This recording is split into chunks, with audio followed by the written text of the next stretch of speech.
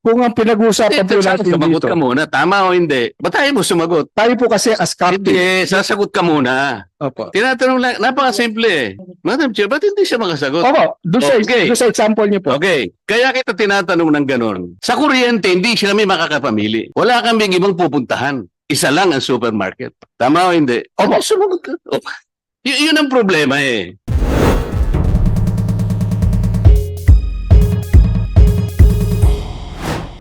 Thank you, Madam Chair. Not an opening statement, but I think an amplification of what you just said on systems loss. Sa akin pong pagkakaintindi rin, yung system loss kahit na dalawang klase pa yon, yung technical and non-technical, to me, they should be considered as legitimate business risks. Hindi kailanman pwedeng i-justify yon simply because ang mga players po sa energy sector, mapa-distribution, transmission or generation, Madam Chair, they all decided to go into this venture knowing all the risks involved. And one of those risks are the technical and non-technical aspects of system loss. Bakit ipapasa nyo sa tao yun? Considering that alam ninyo lahat nung nagpasya kayo na gumawa, magbenta ng kuryente, ang mga stockholders were all knowledgeable na meron po tayong risk dito, meron pong nawawala. Kumbaga sa tubig, kagaya ng sinabi ng ating chairperson, yung tinatawag na non-water revenue. Kasi may tumutulo talaga eh. Bakit po niyo ipababayad sa tao yon?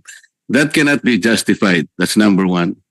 Number two, sinabi po ng Korte Suprema in one of the landmark cases, any expense that the distribution utility in producing and distributing energy which did not inure to the benefit of the consumers is unjustified and inequitable. Paano po natin kukontrahin yun? Tama naman yun eh. I think these are the two major factors or major legal basis why the system loss ay kailangan na nating tanggalin na binabayaran po ng mga consumers. Unless anybody here is in a position to contradict those positions. Doubted by the chairperson and rendered unjustified by this representation. Kung meron pong gustong kumontra na po kayo ngayon. Thank you, Madam Chair. Okay, so let's go now to ERC, the Chairperson and CEO, Attorney Francis Juan. Sir, you have the floor. Thank you, Madam Chair, Honorable Marcoleta. We've submitted our presentation. In fact, we prepared two presentations, one on the different charges in the bill and also our position on all the pending Senate bills. May I just be allowed to present on the system laws to save on time, and so I can devote the 5 minutes to correcting some misimpression as regards system laws. Can we go to slide 8? Yung system laws po, hindi ito bayad para sa kuryenteng hindi naman nagamit. Ito po ay bayad para dun sa gastos nitong kuryente na ito na generate, dineliver through the transmission wire at nakarating sa distribution utility, pero because of the technical and non-technical losses that are allowed under 7832 to be recovered, sila ay hindi nakakasama doon sa kilowatt hours on which naiimposan nung kaukulang generation and transmission charges. So, kalintulad po ito, halimbawa, nagnenegosyo kayo, bumili kayo, nag-wholesale kayo, bumili kayo ng 1,000 isda, bangus, isang banyerang bangus. Ang gastos nyo ay 8 piso kada ulo ng bangus. Ang kabuang gastos nyo ay 8 pesos kada ulo ng bangus. Pero dito sa banyerang nakuha nyo, hindi naman lahat yan, hindi naman 1,000 bangus ang may bebenta nyo. Kaya halimbawa, 5% niyan ang hindi nyo talaga mabebenta dahil bilasana o sirana o maaring kinupit ng tindera nyo. Ito pong kabuang 1,000, halimbawa may 5% na nawawala or na hindi nyo na ibebenta, 950 lang talaga ang kabuuan na inyong nabebenta.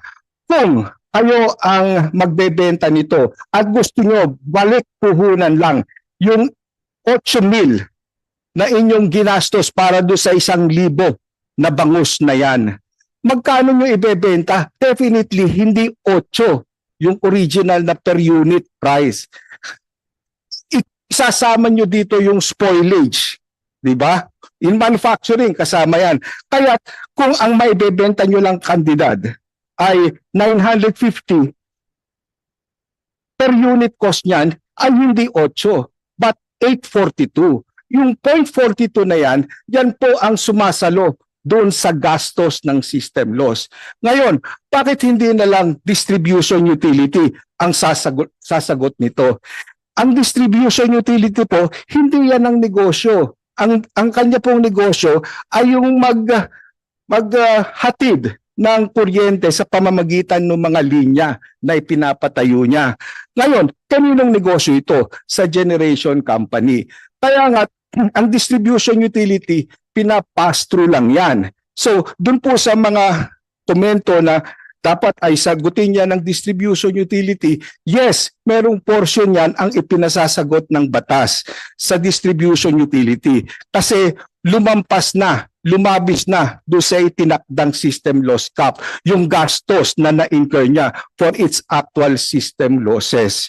So, yan po ang nature ng system loss, kaya't mayroon tayong charge para mabawi yon, yung gastos na yon. Ang bumabawi ang distribution utility, pero ibinabayad din niya yan sa generation company at sa transmission company kasi nga po ito ay pass-through charges. So, Chair, yes po. nakuha na natin ang ibig mo sabihin. Kahit na simplistic yung example mo, susundan kita ron eh. Ang example mo ay isang banyera ng bangus. Okay. So dahil sa merong loss doon, maaaring kinupit ng tindera o kaya biglang kahit na yung bangus ay hilado na pero lumundag pa rin, ano? Palagay mo lang ganun na nangyari. Ito yung mga factors na kaya kailangan makuha mo yung loss, yun ang sinasabi mo, okay. Sa mga tweet, yung banyera ng bangus na yon, kasama ng loss na yon, binenta mo sa supermarket A. Dahil siya na yung magdi-distribute. Tama? Yung generation, nasa sa'yo na, binenta mo sa supermarket A. Yung consumer ngayon, meron siyang option. Pupunta siya sa supermarket B o kaya C. Bakit kanya mas mataas yung bangus dito sa supermarket A? Pumunta siya sa B, medyo mura ng konti, ng 150 for example, or 1 peso, o kaya sa supermarket C, mas mura din. Doon siya bibili. Tama? Ito pong system, Teka muna, sagot ka muna. Siyempre, may option yung consumer. Nung makita niya, dahil binenta mo rito sa supermarket A, ganitong price, meron siyang option na mamili sa ibang supermarket. Tama? kung ang pinag-uusapan po natin Sumagot dito, ka muna. Tama o hindi? Ba't tayo mo sumagot? tayo po kasi as captain. Hindi, sasagot ka muna. Opo. Tinatanong lang, napakasimple eh. Pumunta siya sa supermarket, ito yung presyo. Pumunta sa B and C, ito yung presyo. Makakapamili siya, di ba? Madam Chair, ba't hindi siya makasagot? Opo, Okay. doon sa example niyo po. Okay, kaya kita tinatanong ng ganun. Sa kuryente, hindi siya kami makakapamili. Wala kaming ibang pupuntahan. Isa lang ang supermarket.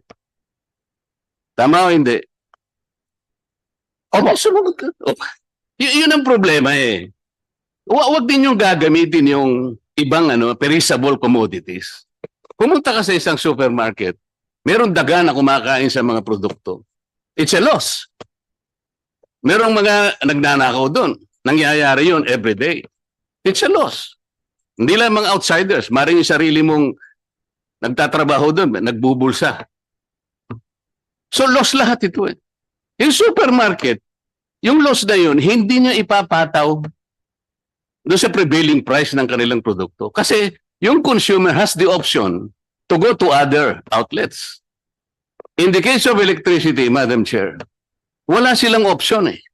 This is our problem. Kaya pinipilit ko kanina, and I thank you very much, Attorney Juan, nung sinabi mo, ay yung system loss, as you said, is an inherent operational characteristic. Inherent talaga to eh. Hindi mo mayaalis na mayroong mawawala. But this inherent operational loss is already admitted. It is known to all stakeholders bago kayo nagpasya na gumawa at mag-distribute ng kuryente. So it is a legitimate business risks that every industry should recognize. Ba't naman ang energy sector lang hindi nagre-recognize ng risks? Lahat ng industries have risks. Maski insurance company who cover for risks, meron din silang risk. Ito yung problema na madali naman nating intindihin. Madali naman nating gawa ng paraan. Eh di amend natin yung Republic Act 7832, ganun lang kasimple yun eh. Let's remove the system laws. As simple as that. Isang maliit na amendment lang ang gagamitin mo doon. And one thing more, Madam Chair, tingnan mo na lang yung universal charge. Tama yung sinabi ng chairperson. Yung universal charge, nandun, in order for us to bankroll certain areas na kailangan lahat sila ma-electrify, lahat makakita ng liwanag. Tama naman yun. That's not the objective of the government. Pero naglalaban sila nung feed-in tariff and JAP. Kasi yung feed-in tariff is supposed to capitalize the government's program para sa ganun, mas marami tayong renewables ma-operate. Kung marami tayong renewables na gagamitin sa lahat ng lugar ng ating bansa, o di ba bababa yung universal charge? Kasi hindi naman, at some point in time, yung universal charge, bumababa hanggang sa eventually mawala na. If we succeed on the renewables. Ang problema, sinasabi lang natin, by 2030, ganyan eh, puro forma, by 2030, parang 40% yata, Madam Chair, renewable na tayo lahat. By 2040, 50% ang renewable. Oh, Diyos ko. Ay, hindi naman tayo papunta dun eh. So, magano tayo, ito yung sabi ko nga po, ulitin ko, Madam Chair, Korte Suprema na po ang nagsabi, any expense incurred by the distribution utility which did not inure to the benefit of the consumers is unjustified and inequitable. Which part of that sentence is not understood to everyone? Madam Chair, gaya ng nasabi ko, yung distribution utility ay hindi engaged sa pagnenegosyo ng pag-generate ng kuryente. Tama po, Kaya kaya hindi yan hindi niya nakakasama dapat doon sa isingilin. kanyang Tanggalin na lang natin. personal expenses. Kaya hindi siya Setting the rate siningilin po. ng Meralco.